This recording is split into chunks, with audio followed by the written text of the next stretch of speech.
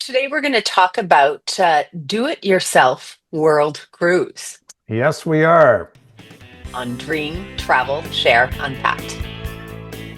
If you'd like to receive an email version of today's show, along with our weekly travel opportunities, click on the link below to join our mailing list. We promise to only send you one email a week every Friday.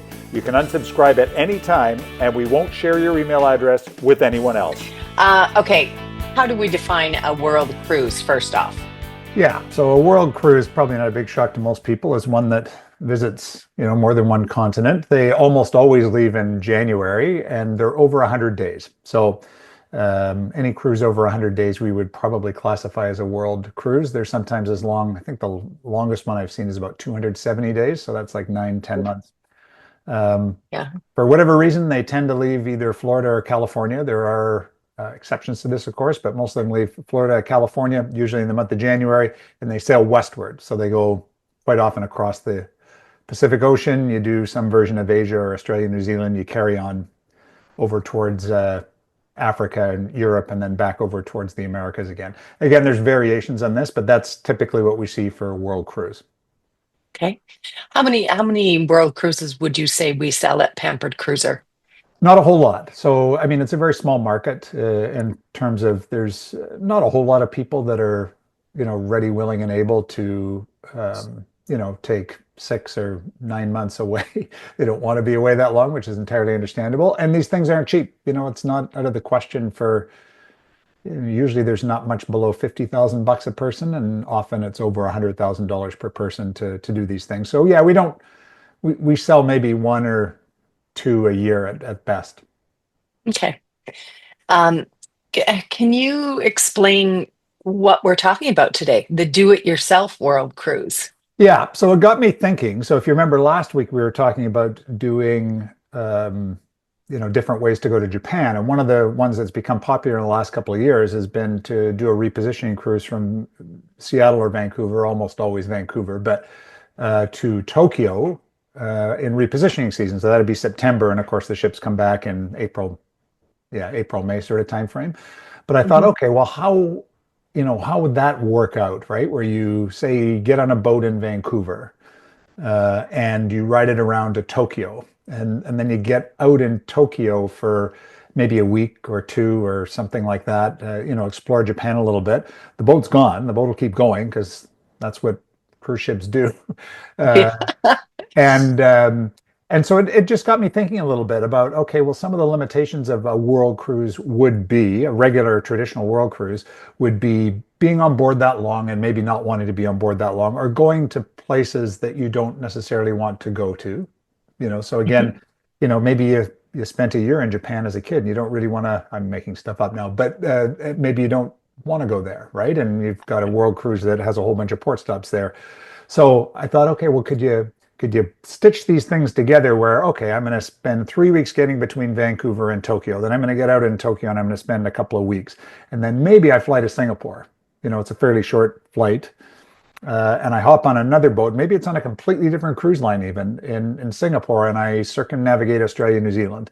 And then I get out in Sydney, and maybe I spend a week or two in Sydney, go to the Red Centre into Ayers Rock, Alice Springs area. After you leave Ayers Rock, you maybe zip over to Perth and then you fly. Maybe again, so a lot of those world cruises would go to India, Sri Lanka, Dubai, places like that. So maybe you fly from there to Africa and spend, I don't know, a week in Cape Town, go up and do a bit of a safari in the southern part of Africa, Botswana, Namibia, hop on another boat right up the West African coast. Now you're in Europe. And again, depending on where you've been in Europe, maybe you don't want to do all of Europe, but so, maybe you do sort of a Mediterranean cruise, get out in Barcelona. I'm making stuff up again now, but for a couple of weeks, do a hub and spoke there, and then go up to Northern Europe, maybe do another cruise in the Baltics. So it's the whole idea about going to the places that interest you most and not being on a ship the whole time. But certainly, there's some parts of the world that lend themselves very well, much better to be seen by ship than it would be by land tour. And so you kind of get the best of both worlds, and you can get out and spend some, if you want to spend a couple of weeks in one place, you can do that. I think I love that idea, Bob's. I would love to stop and pick a place that I'd really like to spend some time with and spend 2 weeks, get a little bit of a break from the boat and get on. Right. It's a great idea. Yeah, Are there it certain? sorry, and it does solve some problems too for, world cruises very rarely include South America, right? Mm, So, and it's just, I don't know why exactly, but anyway, but if you want to go down, you fly yourself to Buenos Aires, you spend a couple of weeks there, and then maybe you do one or two cruises around South America and explore that space. yeah, yeah. I'm kind of liking this idea. Yeah. Um, are there certain cruise lines that you think would lend themselves well to this DIY world cruise? The do-it-yourself world cruise. Yeah. I think yeah, and I mean I do. So I mean, for example, Crystal, we talked about them a few weeks ago. They kind of do this. The Serenity specifically for like about 7 months of the year is sort of doing a world cruise, and you just buy up segments. So, and some of the other cruise lines do this as well. I think Explorer Journeys does it very well in terms of it'll be better when they get more ships. They've only got two ships currently operating. Once they get Explorer Yeah. 3, Explorer 4 launched, then there'll be more itinerary options there.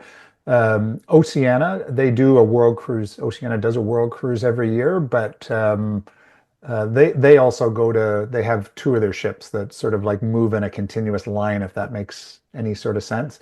It does. And I think what the big upside to a do-it-yourself world cruise is that you don't, all of these are good products. It's not a reflection on the product. It's more the cruise lines we're talking about. It's more of a reflection on the itineraries that are available. So again, as I was talking about earlier, maybe you don't want to go to some region that's typically on a world cruise.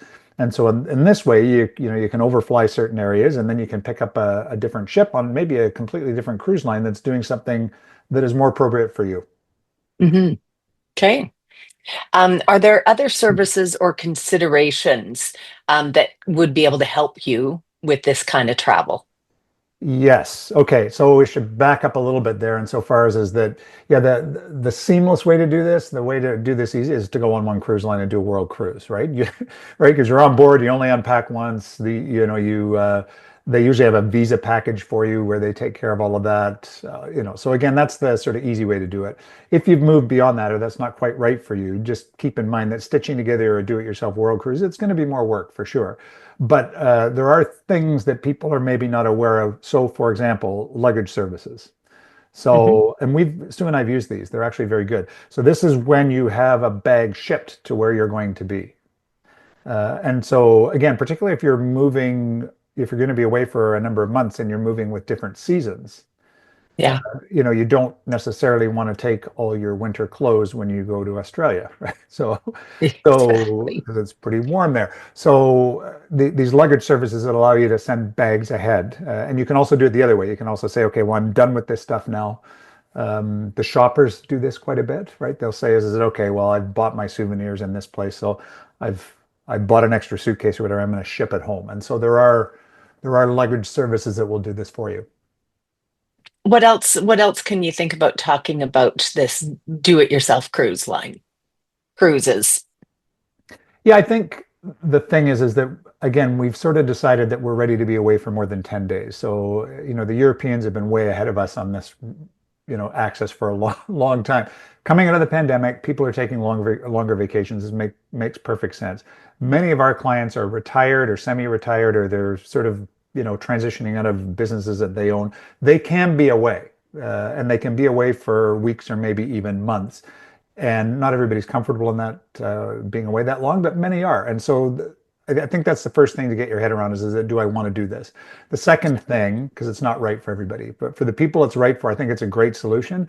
And the second thing would be is that again, hubbing and spoking a trip, right? So it's again, maybe you do fly to Australia or fly to South Africa is a bad example because not as many ships go through there, but Europe and park yourself in Amsterdam, right? And do a north cruise, do a south cruise, right? And use Amsterdam as your hub. You could do stuff like that. So there's lots of Hmm. different ways that you can stitch this trip together, a trip like this together. And again, I think you can do it in such a way where you can combine airfares and cruise fares. And some people don't like being on the ocean, Atlantic or Pacific Ocean. You're 5 or 6 days to sea days to get across. Some people don't like that. Great, overfly that part Yeah, and do it yourself world cruise from there. The opposite is also true. Some people don't want to fly, and so they want to take a ship across the ocean. So, okay, even better. exactly. You could even think about putting something different, like a land tour in between some of those Yes. cruises, and yeah, Yep. really make it Yep. personal. And the other thing you Hmm. can do too is that we don't because we don't generally book People's Air. If People's Air, usually it's through the cruise lines when they're doing it with us. So, but oftentimes if you buy an around the world fare, it can often be cheaper than Mm. a series of, particularly if you're flying in business class, than a series of flights between places. So if you decided, okay, I'm going to be away for 8 or 9 months, I'm going to do some cruises, I'm going to do some, I'm going to overfly some parts of it. An around the world plane ticket could be the way to do that. Thanks. That's great. So what are we talking about next week? Yeah, next week we're going to talk a little bit about how the travel business works. So, and I know that sounds a little bit self-indulgent, but people ask us these questions. So we're going to be talking a little bit about our business and how it's structured, and what a host agency is. People ask us all the time, like, what's Virtuoso? Well, that's the consortium we belong to. So we're going to shed a little more light on that next week. Perfect. I look forward to it on Dream, Travel, Share, Unpacked. If you enjoyed this video blog, it really helps us when you like, or better yet, subscribe to our channel so that we know the best content to produce for you. If you want to book a cruise or packaged land vacation, then we'd love to help you out. We know the products and destinations very well, and we can always get you something not available on direct bookings. Our coordinates are in the notes below. Also, if you haven't signed up for our newsletter yet, you get one email a week every Friday with some commentary and some different deals that we're seeing in the marketplace. We don't share your information with anyone else, and if you decide it's not for you, then we're sorry to see you go, but there's an unsubscribe button at the bottom of every email. See you next time.